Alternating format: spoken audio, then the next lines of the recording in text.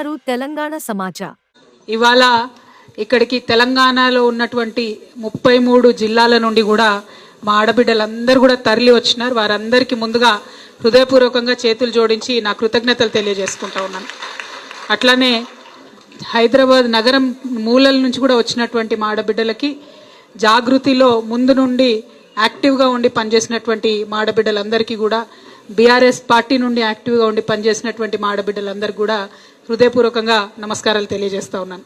రాష్ట్ర వ్యాప్తంగా చూసినట్టయితే సోదరి సునీత గారు, మంజుల గారు, శ్రీమతి గారు, సంతోష గారు, భాగ్య గారు, వెంకటలక్ష్మి గారు, మహేశ్వరి గారు, పవిత్రవాణి గారు, శుభరాణి గారు, రాధా గారు, ధనలక్ష్మి గారు, సునీత గారు, భారతి గారు, అట్లనే జాగృతి అర్చన సేనాపతి గారు, మేక లలిత యాదవ్ గారు, సుచిత్ర గారు, రజితారెడ్డి గారు, శైలజ, గొబ్బూరు శైలజ, మనోజ గారు, లావణ్య గారు, శోభా గౌడ్ గారు, స్వప్నారెడ్డి గారు, సంధ్యారెడ్డి గారు, ఇంకా అనేక మంది ఉన్నారు. హైదరాబాద్ నుండి వచ్చినటువంటి జ్యోతి గారు, సుజాత గారు, కేఆర్ఎస్ లక్ష్మి గారు, టి లక్ష్మి గారు, ఎం లక్ష్మి గారు, చాలా మంది లక్ష్మిలు ఉన్నారు. అట్లనే డి లలిత గారు, శోభారాణి గారు, జె పద్మ గారు, అమ్మాజీ గారు, నిర్మల గారు, శాలిని గారు, ఇంకా పేర్లు చెప్పనటువంటి అనేక మంది కూడా ఉన్నారు. క్షమించాలి, ఏమనుకోవద్దు.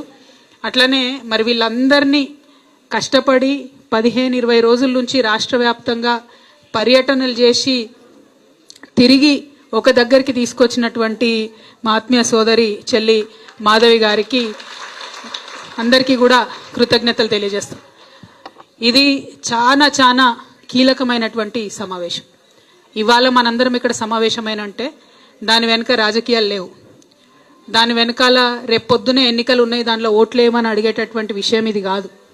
ఇవాళ మనందరం ఇక్కడ కలిసినామంటే అంతర్జాతీయ మహిళా దినోత్సవం రాబోతా ఉన్నది, మార్చి 8వ తారీఖు.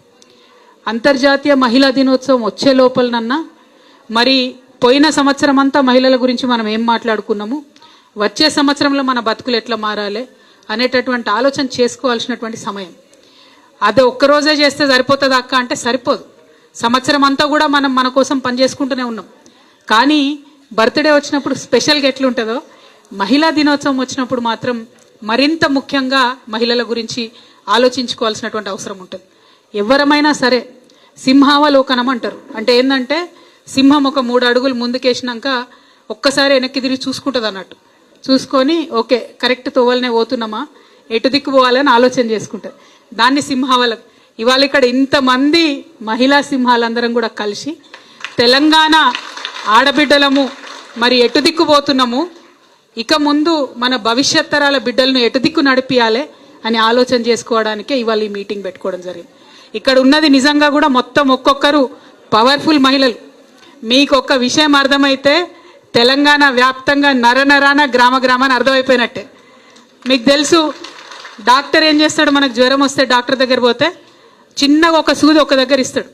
కానీ ఆ సూది నరానికి ఎట్లయితే వెళ్ళిపోతుందో, ఇవాళ నేను ఇక్కడ మీకు చెప్పే మెసేజ్ తెలంగాణ వ్యాప్తంగా పోతుందన్న విషయం నాకు తెలుసు. మీరు ఒక్కొక్కరు 10,000 పెట్టు ఇక్కడ ఉన్న వాళ్ళంతా కూడా. అందుకే మళ్ళొక్కసారి మీ అందరికీ కూడా హృదయపూర్వకంగా మీ సమయము, ఇల్లు, పిల్లలు అన్నీ వదిలేసి ఇక్కడికి వచ్చినందుకు మనస్ఫూర్తిగా అందరికి కూడా ధన్యవాదాలు తెలియజేస్తూ ఉన్నా. మరి ఇవాళ ఆలోచించుకోవాల్సిన విషయం ఏంటంటే, తెలంగాణ రాష్ట్రం రాకముందు మనం కొట్లాడినాం. ఖచ్చితంగా రాష్ట్రం రావాలి అని మనందరం వెంటబడ్డం, కొట్లాడినాం.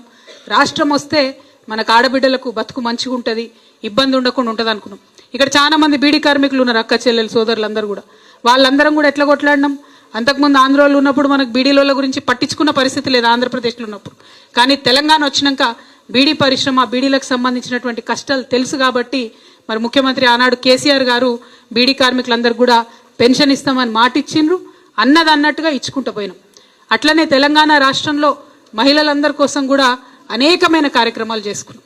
కానీ ఇవాళ ఏం జరుగుతున్నదో ఒకసారి చూడాలి దయచేసి. ఏం జరుగుతుంది ఇవాళ? ఇతర ప్రభుత్వం కేసీఆర్ గారు పక్కకు తప్పుకొని రేవంత్ రెడ్డి గారు వచ్చి కరెక్ట్గా 13-14 నెలలు అయింది. క్రైమ్ రేటు 20% పెరిగింది. క్రైమ్ రేటు 20% పెరిగింది. మహిళలు ఎక్కడ కూడా సేఫ్గా ఉన్నామా, ఇంటికి పోతామా అనేటటువంటి పరిస్థితి ఉన్నది. కాలేజ్కి ఆడపిల్ల పోయిందంటే ఇంటికి వచ్చే వరకు రందేటటువంటి పరిస్థితి ఉన్నది. శివారు ప్రాంతాలలో ఎవరైనా ఇల్లు కట్టుకొని ఉన్నారంటే దొంగలు ఎప్పుడు పడి ఉన్నది దోసుకపోతారు అనేటటువంటి పరిస్థితి ఉన్నది. ఇవాళ పొద్దున్నే మళ్ళా లొల్లి ఏంటిది, శివాలయంలో ఎవరో తీసుకుపోయి ఏందో వేసిరట హైదరాబాద్లో ఓల్డ్ సిటీలో, కథం షురు. 10 ఏళ్లలో ఎప్పుడన్నా విన్నారా అమ్మ ఇటువంటి? ఎవరన్నా హిందూ ముస్లిం అని కొట్టుకున్నారా కేసీఆర్ సార్ ఉన్నప్పుడు? ఒక్కటంటే ఒక్క కమ్యూనల్ వైలెన్స్ ఇన్సిడెంట్ కాకుండా 10 ఏళ్ళు మనం భద్రతగా కాపాడినాం. ఇవాళ 14 నెలలైంది ఈ ప్రభుత్వం అధికారంలోకి వచ్చి, రోజు ఒక లొల్లి. అయితే ఒకరోజు ఈ ఊర్ల లొల్లి, ఒకరోజు ఆ ఊర్ల లొల్లి. మొన్న ఆసిఫాబాద్ పోయినా నేను జైనూర్లో, అక్కడనైతే 3 నెలలు కర్ఫ్యూ పెట్టి ఇంటర్నెట్ కూడా బంద్ చేసినటువంటి పరిస్థితి అక్కడ ఉండే. అంటే అంత ఘోరమైనటువంటి పరిపాలన, శాంతి భద్రతలను దగ్గర పెట్టుకోలేనటువంటి పరిపాలన. ఏం కోరుకుంటామమ్మ మనం ఆడవాళ్ళం? 2 విషయాలు కోరుకుంటాం. ఒకటి, మనము మన పిల్లలు భద్రంగా ఉండాలి. 2, మనకు భవిష్యత్తు మీద ఒక భరోసా ఉండాలి. ఇంతకు మించి మనకేం పెద్ద పెద్ద కోరికలు ఉండవు. మనం భద్రంగా ఉండాలి, మన పిల్లలు భద్రంగా ఉండాలంటే రాష్ట్రాన్ని ఏలుతున్నటువంటి పెద్దవాళ్ళు ఎట్లా ఆలోచన చేయాలి? ఒక పెద్దన్నలాగా, ఒక తండ్రిలాగా ఆలోచన చేసి, మరి ఇవాళ ఆడపిల్లలు ఎటన్నా పోతున్నారంటే అక్కడ లైట్లు ఉన్నాయా లేవా, అక్కడ పోలీసు వాళ్ళు తిరుగుతున్నారా లేదా, అక్కడ సీసీ కెమెరాలు ఉన్నాయా లేవా, గివే ఆలోచన చేయాలి. కానీ అటువైపు ఆలోచన చేయడం లేదు ఈ ప్రభుత్వం. మీ అందరు తెలుసు, ఊర్లలో నేను కూడా నిజామాబాద్ ఎంపీగా, నిజామాబాద్ పార్లమెంట్ సభ్యురాలుగా ఉన్నాం. అధికారంలోకి వచ్చినాక ఎంటబడి నిజామాబాద్ శివారు ప్రాంతాల వరకు కూడా లైట్లు పెట్టించి, సీసీ కెమెరాలు పెట్టించి అనేకమైనటువంటి ప్రయత్నాలు చేసినాం. కానీ ఈ సంవత్సర కాలంగా అసలు దాన్ని ఊసేలేదు. నిన్నగాక మొన్న అసెంబ్లీలో అడిగిన నేను, ఎన్ని సీసీటీవీ కెమెరాలు ఉన్నాయని. మనం పెట్టిన వాటిలలో 70% కూడా పనిచేస్తలేవు వాటి. అంటే అంత దారుణంగా అసలు శాంతి భద్రతల మీద ఇంట్రెస్ట్ లేనటువంటి ప్రభుత్వం ఇక్కడ నడుస్తూ ఉన్నది. మిమ్మల్ని అందరినీ కూడా నేను కోరేది ఒకటే, హైదరాబాద్ కావచ్చు, ఏ జిల్లా కావచ్చు, మహిళలుగా మనం కోరుకునేది ఒకటే, భద్రత కోరుకుంటాం. ఆ భద్రత కోసం కూడా ఇలా కొట్లాడి ఉద్యమించాల్సినటువంటి సమయం వచ్చింది. ఇక రెండోది, ఎన్నికలలో అధికారంలోకి రావడానికి ఏం చెప్పిండ్రు? చాలా మాటలు చెప్పిర్రు మనకు. ఏమన్నారు? 18 ఏళ్ళు నిండినటువంటి ప్రతి ఒక్క ఆడబిడ్డకి స్కూటీ ఇస్తామని చెప్పారు. వచ్చిందా ఎవరికైనా స్కూటీ? చేతులు చూపించాలి. వచ్చిందా ఎవరికైనా స్కూటీ? ఒక్కరు కూడా రాలే. మీకు వచ్చిందా? ఏందక్క రాలే కదా? మీ బిడ్డకు వచ్చిందా? మన ఇంట్లో ఎవరికైనా వచ్చిందా? ఇవాళ ఆ స్కూటీ గురించి మనం అడగాలి. ఎందుకంటే ఆ స్కూటీ వచ్చేలో ఉన్నటువంటి వాళ్ళు వెళ్తారు కాలేజీలకు, కానీ వాళ్ళ తరఫున మనం అడగాల్సినటువంటి సమయం వచ్చింది. రెండవది, మీకు తెలుసు, కేసీఆర్ గారు ఒక మానవతా దృక్పథంతో ఒక పేద ఇంటి ఆడపిల్ల కడుపుతో ఉంటే ఆశా వర్కర్లు ఇంటి దాకా వచ్చి మాట్లాడి, చేయబట్టి, ముట్టుకొని, చూసి హాస్పిటల్కి తీసుకుపోయి అపాయింట్మెంట్ చూపించి మళ్ళీ ఇంటి దగ్గర దించిపోయేది. అదే ప్రసూతి అయ్యేది ఉంటే కూడా ఇంటికి వచ్చి అంబులెన్స్ ఎక్కించుకపోయి కేసీఆర్ కిట్టు చేతిలో పెట్టి మళ్ళీ ఇంటి దాకా వచ్చి దించుకుపోయేది. ఇవాళ మీరు ఊర్లలో ఉన్నారమ్మా, ఇవాళ అవుతుందా ఆ పని? వస్తుందా అంబులెన్స్ మీ దగ్గరికి? ప్రభుత్వానికి పట్టున్నదా కనీసం? సరే, కేసీఆర్ కిట్టు మీద కేసీఆర్ సార్ బొమ్మ ఉన్నది కాబట్టి నీకు నచ్చలేదు అనుకుందాం. మరి ఇంటికి ఆడపిల్లకు నెల 1000 రూపాయలు ఇచ్చిండు కదా కేసీఆర్ సార్.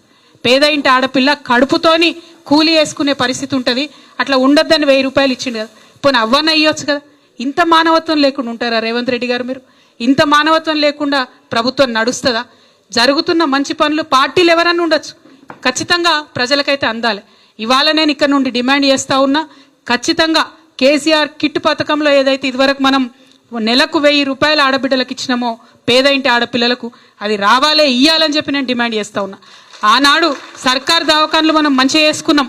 ప్రైవేట్ హాస్పిటళ్ళకు పోతే ఒళ్ళు గుల్ల అవుతున్నది, ఇల్లు గుల్ల అయ్యే పరిస్థితి ఉన్నది, వాళ్ళు అవసరం ఉన్నా లేకున్నా ఆపరేషన్లు చేస్తున్నారు అనేటటువంటి ఒక బాధతోని ప్రభుత్వ ఆసుపత్రులు మంచిగా చేసుకున్నాం. మళ్ళీ ఇప్పుడు ఏమైంది? ఉల్టా సిస్టమ్. ప్రభుత్వ ఆసుపత్రికి పోవాలంటే భయపడే పరిస్థితి వచ్చింది. దయచేసి ప్రభుత్వ ఆసుపత్రుల మీద శ్రద్ధ పెట్టాలని కూడా ముఖ్యమంత్రి గారిని మేము డిమాండ్ చేస్తూ ఉన్నాం. ఇవాళ ఇక్కడ ఇంకో మాట మనం ఆలోచన చేయాలి. ఇక్కడ ఉన్న కాంగ్రెస్ నాయకులను ఎవరు ప్రజలు నమ్మరే. తెలంగాణ ప్రజలు ఏం చేసిరు? కాంగ్రెస్ నాయకులు ఢిల్లీ నుంచి సోనియా గాంధీని తీసుకొచ్చిరు, ప్రియాంక గాంధీని తీసుకొచ్చిరు, రాహుల్ గాంధీని తీసుకొచ్చిరు. వాళ్ళకు వచ్చిరాని తెలుగులో 2-3 చిలక పలకలు పలికిరు.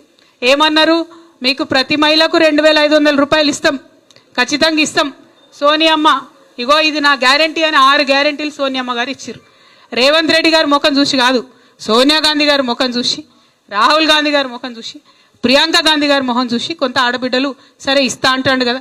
కేసీఆర్ సార్ 2000 ఆల్రెడీ ఇస్తున్నాడు, ఈయన 4000 ఇస్తా అంటుండు, ఈయన 2500 ఇస్తా అంటుండు అందరికీ ఆడపిల్లలకు అని చెప్పి సరే అవకాశం ఇద్దామని ప్రజలు అవకాశం ఇచ్చారు. కానీ ఇవాళ పరిస్థితి ఏమైంది? 14 నెలలు అయితే 2500 రూపాయలు ఎవరికి వస్తలేవు. అంటే ఎంత బాకీ పడ్డాడు రేవంత్ రెడ్డి గారు? మనకు 35,000 పైచిలకు బాకీ పడ్డారు. అంతేనా? ఒక్కొక్క ఆడబిడ్డకు ఇవాళ డిమాండ్ చేస్తా ఉన్నాం. మా ఆడబిడ్డలందరికీ కూడా 35,000 రూపాయలు మీరు అకౌంట్లో వేయండి, నెల నెలకు 2,500 రూపాయలు ఇవ్వండి అని నేను డిమాండ్ చేస్తా ఉన్నాం. మీరు ఇచ్చిన మాట తప్పితే ఏమవుతుందో తెలుసా?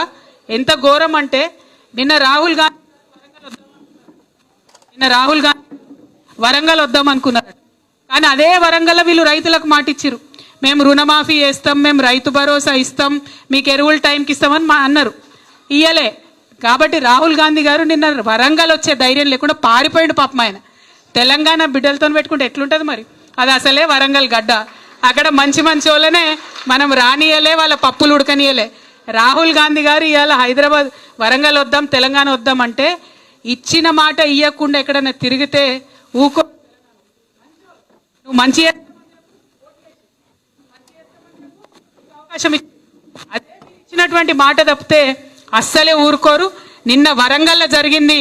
ఇవాళ నేను చెప్తున్నా, మా ఆడబిడ్డలకు ఇచ్చినటువంటి మాటలు కనుక మీరు పూర్తి అయిపోతే రేపు తెలంగాణలో ఎక్కడికి కూడా రాలేని పరిస్థితి వస్తుంది ఈ గవర్నమెంట్కు. ఆ విషయం ఆలోచన చేసుకోవాలి. మనకు 200 యూనిట్ల కరెంట్ ఇస్తామన్నారు, అది ఏమంటున్నాం. మీరు నెలకొక సిలిండర్ 500కి ఇస్తామంటున్నారు, అది ఏమంటున్నాం. రేషన్ కార్డులు ఇస్తామన్నారు, అది ఏమంటున్నాం. మేమేం కొత్త మీరు చెప్పింది చెప్పినట్టుగా చెయ్యమని మాత్రమే అడుగుతా ఉన్నాం. ఇవాళ మనము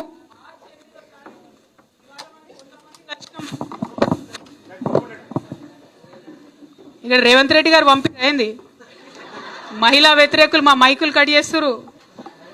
ఓకేనా? వినబడుతుందని? ఇవాళ తెలంగాణ వ్యాప్తంగా 33 జిల్లాల నుంచి ఇక్కడికి మా ఆడబిడ్డలు వచ్చారు. శాంపుల్ మాత్రమే ఇది. మార్చి 8 నాడు సినిమా అసలు ఉంటుంది. ఆ రోజు మహిళా శంకారావం మనం చేయబోతా ఉన్నాం. బూటకపు మాటలు చెప్పి మహిళలతో ఓట్లేయించుకొని మహిళలకు 14 నెలలు అయిన తర్వాత కూడా ఒక్క రివ్యూ మీటింగ్ పెట్టలేదు. అంటే ఎంత చిన్న చూపు ఉండాలి? ఆడపిల్లలు ఎందుకు అడుగుతారులే అని అనుకుంటున్నది ప్రభుత్వం. కానీ ఖచ్చితంగా అడుగుతాం. మార్చి 8వ తారీఖు నాడు ఇంకా బలంగా అడుగుతాం. రాష్ట్ర వ్యాప్తంగా తరలి వచ్చి అడుగుతామని ఈ సందర్భంగా తెలియజేస్తూ, మరి మహిళలను మీరు అల్కగా తీసుకోకండి. మాకు ఇచ్చినటువంటి మాటల మీద గౌరవ ముఖ్యమంత్రి గారు తక్షణమే రివ్యూ మీటింగ్ పెట్టాలి. రేషన్ కార్డులు నిన్న పోర్టల్ ఓపెన్ అయిందన్నారు, మళ్ళీ చూస్తే మళ్ళీ బంద్ అయిందంటారు, మళ్ళీ ఓపెన్ అయిందంటారు. అది నిరంతర ప్రక్రియగా జరిగేటట్టు దయచేసి చేయాలి. రెండవది 200 యూనిట్ల కరెంటు 500 మందికి ఒకరికి వస్తున్నది, అందరికి వస్తలేదు. వచ్చేటట్టుగా పేదవాళ్ళకి అందేటట్టుగా ప్రయత్నం చేయాలి. మీరు ఫ్రీ బస్ ఇచ్చిండ్రు, మిగతా అన్ని తుసుమనిపించారు. అట్లా కాకుండా ఫ్రీ బస్ ఇచ్చినప్పుడు కూడా మహిళలకు గౌరవం లేకుండా పోతున్నది, మర్యాద లేకుండా పోతున్నది. బస్సుల సంఖ్య దయచేసి పెంచండి. బస్ స్టాండ్లో డ్రైవర్లను ఆపేటట్టుగా మీరు స్ట్రిక్ట్గా వాళ్ళకి ఇన్స్ట్రక్షన్లు ఇవ్వండి. ఆర్టీసీ కార్మికులవి కూడా గోస పోసుకోకరి, వాళ్ళ కడుపు కొట్ట, వాళ్ళ జీతాలు టైంకి ఇన్రి, మా ఆడబిడ్డలకు కరెక్ట్గా సేవ చేసేటట్టుగా వాళ్ళని ప్రయత్నం చేయండి. బస్సుల సంఖ్య పెంచమని కూడా చేస్తా ఉన్నాను. మరి ఇవన్నిటి కార్యాచరణతోని ఖచ్చితంగా మార్చి 8 నాడు జరిగేటటువంటి ఇందిరా పార్కులో జరుగుతుంది మహిళా శంకారావం. తెలంగాణ జాగృతి తరఫున జరుగుతుంది. దానికి పెద్ద ఎత్తున మనందరం కూడా హాజరై ఈ గవర్నమెంట్కి మహిళా శక్తి ఏందో చూపిద్దాము. మహిళలకు ఇచ్చినటువంటి మాటలన్నీ కూడా ఇచ్చే విధంగా పోరాటం చేద్దాము. బీడీ కార్మికులు వచ్చిండ్రు, వాళ్ళకి ఇదివరకు మనం 2,000 ఇచ్చినాం, 4,000 ఇస్తామని ఈ ప్రభుత్వం హామీ ఇచ్చింది. ఆ 4,000 కూడా తక్షణమే ఇవ్వాలని కూడా మేము డిమాండ్ చేస్తూ, మరి అనేకమైనటువంటి మహిళా సమస్యల పట్ల కూడా ఇంకా పెద్ద ఎత్తున మాట్లాడడానికి మార్చి 8 మీటింగ్కి తరలి రావాలని తెలంగాణ ఆడబిడ్డలందరికీ కూడా తెలియజేస్తా ఉన్నాను. ఇప్పుడు పోస్టర్ ఇనాగ్రేట్ చేసుకుంటాము. సో మీరంతా ఎక్కడోళ్ళక్కడ దయచేసి కూర్చోండి. పోస్టర్ ఇనాగ్రేషన్ చేసుకున్న తర్వాత మళ్ళీ మనం జిల్లాల వారీగా కలుసుకుందాం. Thank you. జై తెలంగాణ, జై తెలంగాణ, జై జాగృతి. Thank you.